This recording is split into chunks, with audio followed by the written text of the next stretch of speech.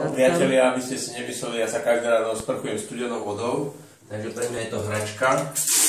Keďže nemám bazén, tak to nerobím vonku.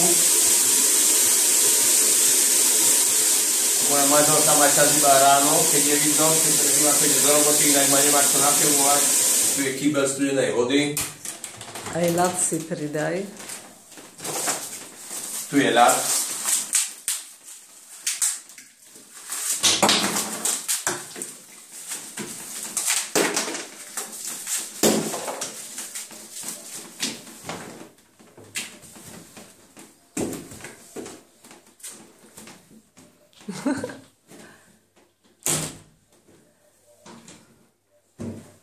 O, 3, 4, hop.